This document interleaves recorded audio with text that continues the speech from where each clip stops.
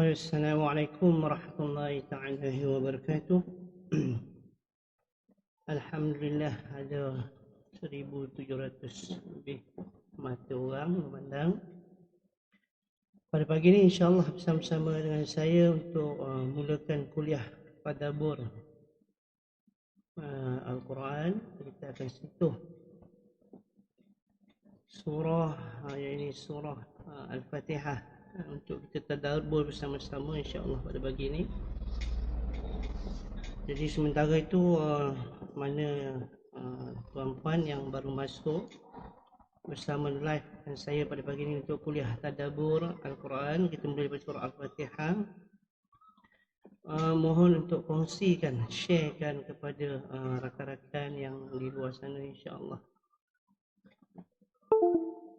Innal hamdalillah nahmaduhu wasta'inu wa nastaghfiruh wa na'udzu billahi min shururi anfusina wa min sayyiati a'malina wa may yahdihillahu fala mudilla lahu wa may yudlil fala hadiya lahu wa ashhadu an la ilaha illallah wa ashhadu anna Muhammadan 'abduhu wa rasuluh. Amma ba'd. Jadi alhamdulillah tuan-puan, sekejap saya nak lihat komen. Ruangan komen terlalu kecil, mata saya tak berapa nampak. Sekejap tuan-puan ya. Sekejap.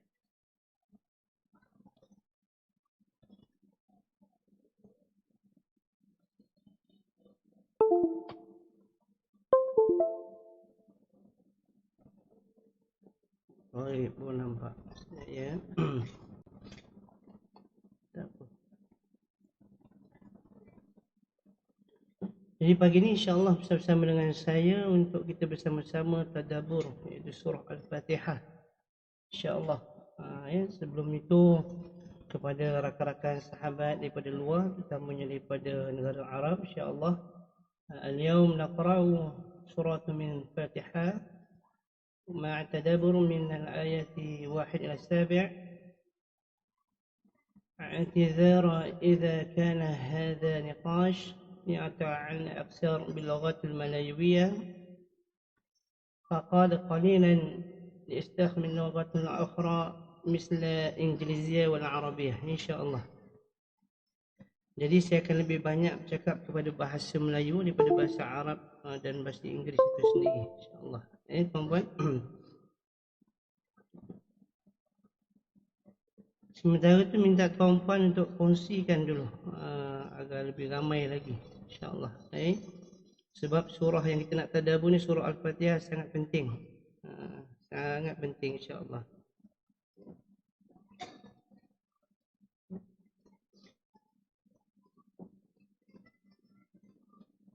Segala pujian bagi Allah, kita memuji, meminta pertolongan dan memohon ampunan kepadanya. Kita pun berlindung kepada Allah dari kejahatan diri dan kejelekan amalan-amalan kita. Barang siapa yang Allah beri petunjuk, maka tidak ada yang dapat menyesatkan. Dan barang siapa yang Allah sesatkan, maka tidak ada yang dapat memberinya hidayah. Aku bersaksi bahawasanya tiada ilah yang berhak diibadahi dengan benar kecuali Allah Subhanahu wa taala, dan aku bersaksi bahawasanya Muhammad sallallahu alaihi wasallam adalah hamba dan utusan Allah. Pertama sekali yang ada di dalam ni insya-Allah, apa khabar semua? Insya-Allah sihat. Insya-Allah saya doakan semua sihat.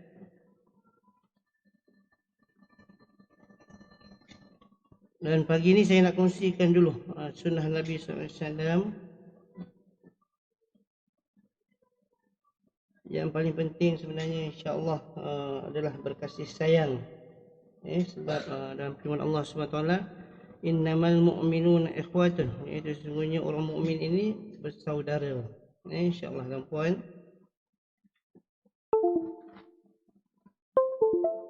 Jadi sunnah ni dah lama kita tak amalkan, malah dah mati sunnah ni.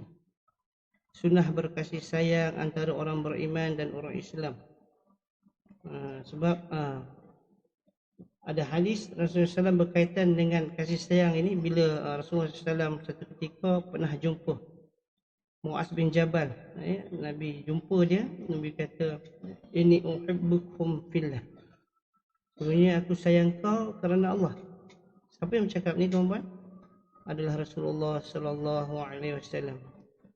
Rasulullah SAW ni walaupun dia orang nombor satu, orang yang terbaik, dia merendah diri dan dia menyatakan sayang dia pada Muaz bin Jabal, orang yang bawah daripadanya. Kemudian Muaz pun kita seronok tak bang kalau Nabi cakap dengan kita, Nabi cakap kita, Nabi sayang pada kita. Apa maknanya kalau Nabi cakap Nabi sayang pada kita? Maknanya Allah pun sayang tuan-tuan. Nabi takkan sayang melainkan Allah takkan sayang. Dan dalam surah Maryam Allah kata orang yang beriman dan amal soleh disayangi oleh orang lain. Sehingga dalam satu hadis, bila Allah sayang pada seseorang dan sebab dia beriman dan beramal soleh, maka Allah minta pada malaikat Jibril, aku sayang si fulan, maka sayanglah dia. Jibril pun beritahu pada semua malaikat di langit, sayanglah si fulan kerana Allah sayang pada mereka. Kemudian Allah jadikan orang di bumi sayang pada orang yang Allah sayang. Inilah kehebatan sunnah Nabi SAW, tuan-tuan. Jadi kalau kita beriman pada Allah SWT, kita kena sayang pada orang yang Allah sayang. Siapa orang yang Allah sayang, tuan-tuan? Siapa yang Allah sayang pada Rasulullah SAW? Orang yang beriman dan beramal soleh. Ini adalah orang yang sayang. Jadi kemudian Muaz bin Jabal pun menjawab, demi Allah, uhibbuka fillah. Aku pun sayang kepada engkau ya Rasulullah kerana Allah.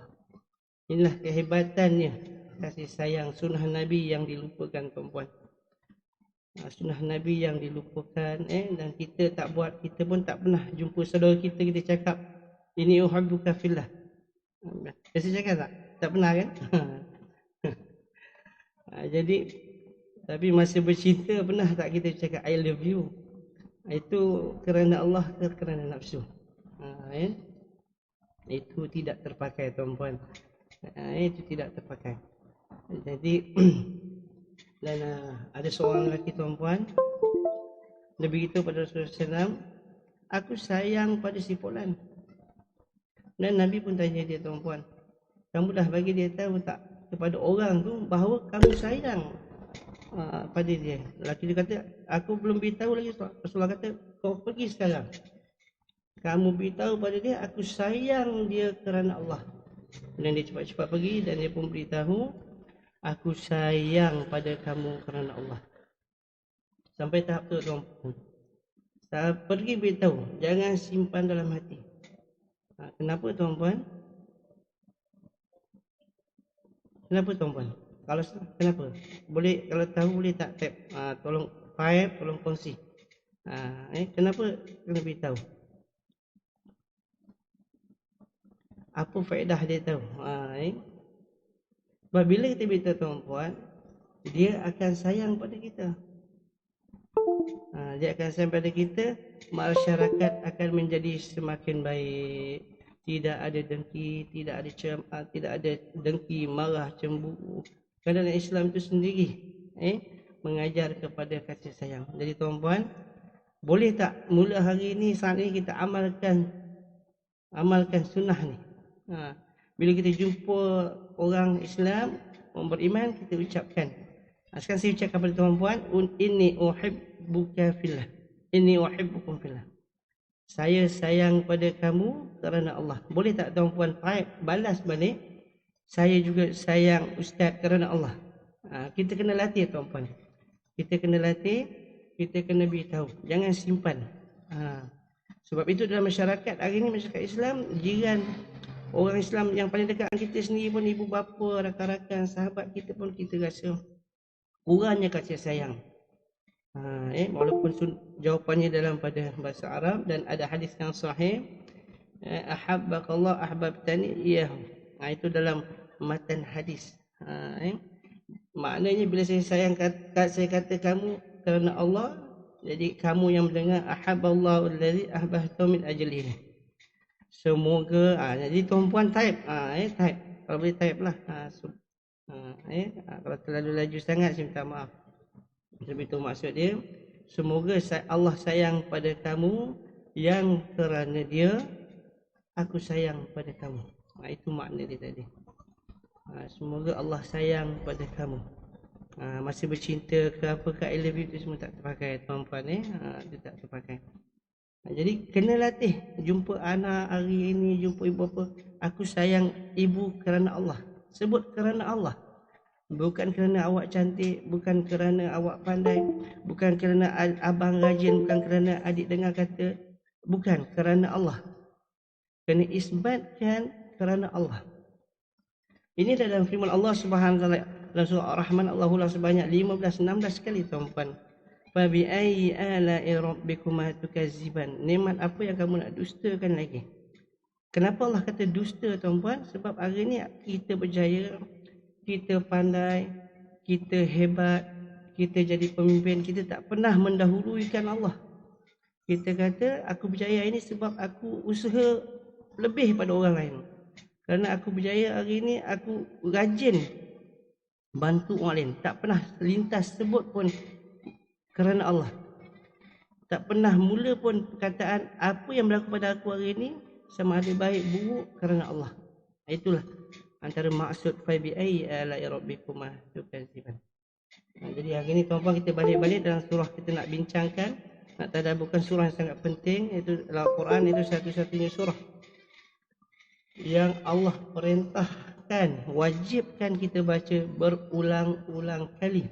Sebanyak berapa kali tuan-tuan? Siapa tahu? Sebanyak 17 kali.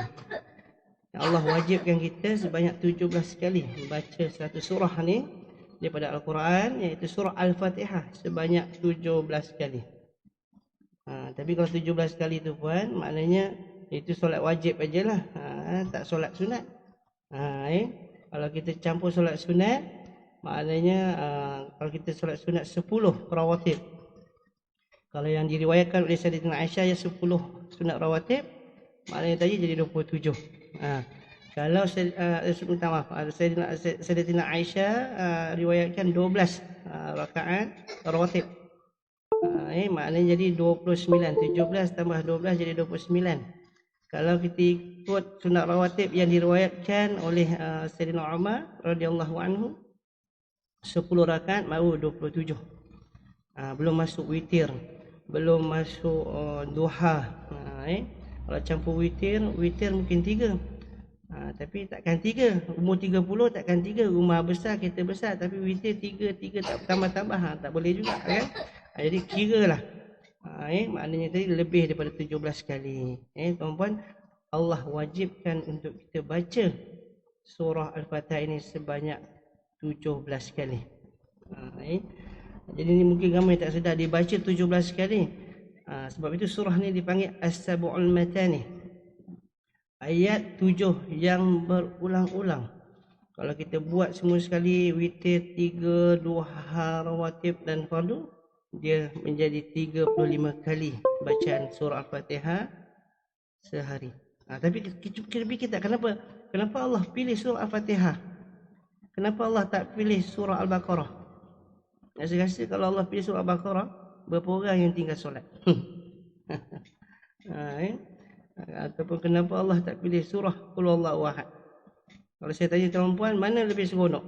Baca surah Al-Fatihah ke surah Qul Huwallahu Ahad? Mana lebih seronok tuan-puan? Al-Fatihah ke Qul Huwallahu? Saya rasa ramai pilih Qul Huwallahu Ahad sebab Qul Huwallahu Ahad ni pendek. Kan? Betul tak? Setuju tak saya kata? Tapi kita tanya kenapa? Kenapa Allah pilih surah Al-Fatihah dan Allah wajibkan dalam solat dan menjadi rukun tuan-puan? Kalau tak baca batal solat. Kata Nabi SAW, la salatan liman lam yaqra bi Fatihatil Kitab. Tidak sah seorang solat tanpa membaca surah Al-Fatihah, sama ada surah Al-Fatihah, sama ada surah apa, sama ada solat fardu maupun solat sunat. Tak baca Al-Fatihah batal solat. Dan balik-balik tu tuan, kenapa Allah pilih surah Al-Fatihah? Kalau tuan-tuan perasan, pernah tak terfikir 7 surah Al-Fatihah ni tadi merangkumi seluruh Al-Quran? Siapa perasan? Cuba type tuan-tuan, ada tak yang perasan? Siapa perasan 7 surah Al-Fatihah ni merangkumi seluruh Al-Quran, merangkumi 114 surah, merangkumi 6,236 ayat. Merangkumi, semuanya ada dalam Fatihah. Merangkumi. Sebab Al-Fatihah ni seumpama dia menyimpulkan sebuah Al-Quran. Itu yang pertama. Yang kedua, dalam Al-Fatihah ada pasal tauhid. Sebab agama ni banyak pecahan. Ada pasal akidah, ada pasal hukum hakam, ada pasal apa lagi? Kisah-kisah sejarah Nabi-Nabi, 25 Nabi SAW. Akidah ada, ibadat pun, akhlak pun ada dalam surah Al-Fatihah. Kalau kita faham tuan-tuan. Nanti insyaAllah kita akan bincang ayat mana yang menunjukkan pasal akhlak, ayat mana menunjukkan pasal akidah, ayat mana yang menunjukkan pasal ibadat. InsyaAllah kita akan bincangkan. Sebab topik surah Al-Fatihah ni tadabbur sangat panjang tuan-tuan. Walaupun 7 ayat, dia sangat panjang. Jadi sebelum kita baca tu, kita kena baca a'udzubillahi minasyaitonirrajim. Jadi tuan-tuan, a'udzubillah isti'azah ni apa hukum dia kita baca? Apa hukum dia baca? Apa hukum? Perintah Allah kalau nak baca Quran dalam surah An-Naml. Kalau tuan-puan ada Quran boleh buka ayat 98. Fa idza qara'tal Qur'ana fasta'iz billahi minasyaitonir rajim. Jadi kalau kita nak baca Al-Quran, kita mulakan a'udzubillahi minasyaitonir rajim. Dan pada awal surah kita baca bismillahirrahmanirrahim. Kalau kita baca surah Al-Baqarah contohnya tuan-puan, daripada alif lam mim tu tadi kita baca bismillahirrahmanirrahim. Tapi kalau kita berhenti daripada ulaika humul muflihun ayat 5 dan kita nak sambung pada esok lusa, hanya buka Al-Quran dengan berwuduk, baca a'udzubillahi minasyaitonirrajim, terus masuk ayat yang ke-6, innal ladzina kafaru sawa'un 'alaihim, terus sambung aja begitu. Insya-Allah tuan-tuan tapi tahu tak kenapa Allah suruh minta melindung? Sebab isti'azah ni maksudnya perlindungan. Tapi pernah terfikir tak kenapa Allah suruh minta perlindungan kepada Allah? Sebab syaitan juga Allah yang cipta. Allah juga menciptakan syaitan. Dia tahu kelemahan, kekurangan, tipu daya syaitan. Sebab itu kita kena minta dengan perlindungan dengan Allah Subhanahu wa taala. Tetapi jangan kita tertipu. Kita ingat dah baca a'udzubillahi minasyaitonirrajim, kita masih bebas, tak dibelenggu oleh syaitan, tidak diganggu oleh syaitan. Sebenarnya kita akan terus ditipu oleh syaitan dan Allah tuan-puan, walaupun kita dah baca a'udzubillahi minasyaitonirrajim. Dia kata, kenapa pula ustaz dah baca a'udzubillahi minasyaitonirrajim?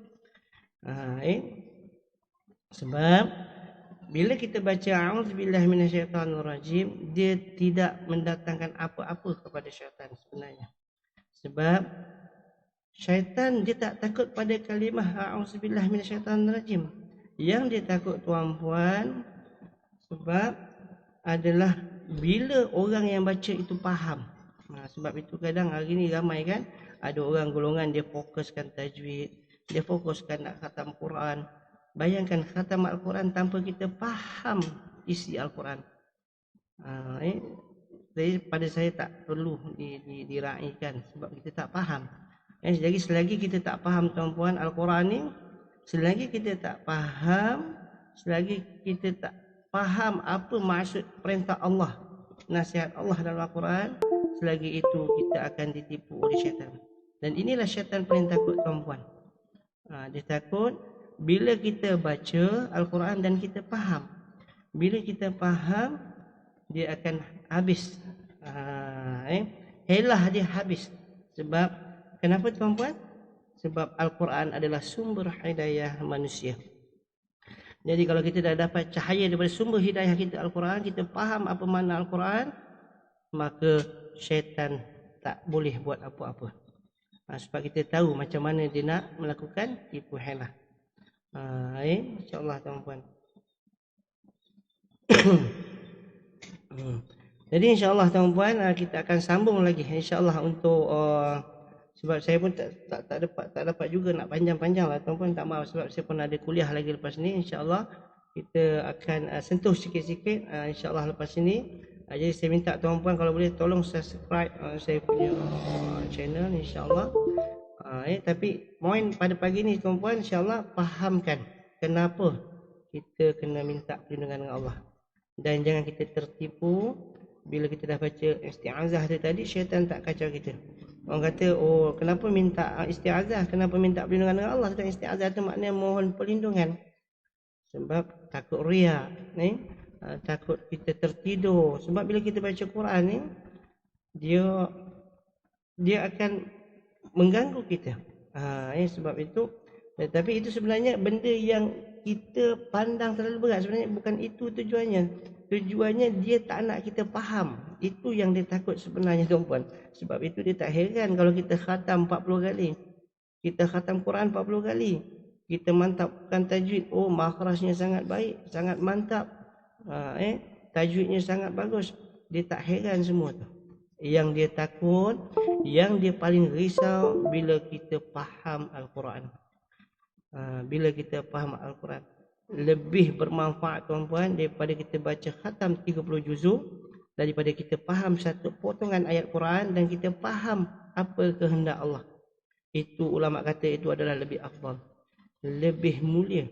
Sebab kita faham apa maksud, apa yang Allah nak sampaikan.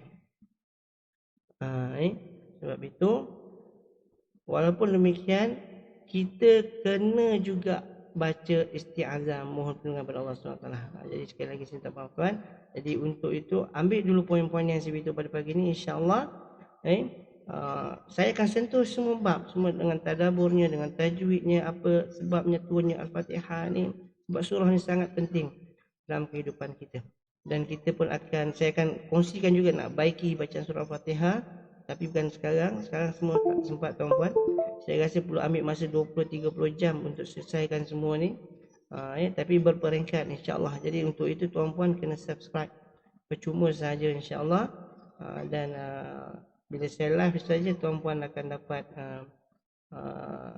notification ataupun message yang saya sedang berlangsung secara live insyaAllah. Jadi ada kekurangan tuan-puan, insyaAllah kita akan sambung lagi. Belum lagi masuk bab apa-apa pun. Baru masuk isti'azah saja. Kita bincangkan bab isti'azah dulu. Belum lagi basmalah, belum lagi masuk ayat pertama lagi. Banyak lagi perjalanan kita akan lalui insyaAllah lepas ni. Jadi untuk pagi ni nanti kita akan sambung lagi bab isti'azah. Kenapa? Apa sebab? Selain pada yang saya bincangkan tadi, kongsikan kepada tuan-puan, kenapa pentingnya isti'azah ni. InsyaAllah. Jadi sekian itu saja. Aku qauli hadza astaghfirullahi wa lakum aku li muslimin wa muslimat. Assalamualaikum warahmatullahi wabarakatuh.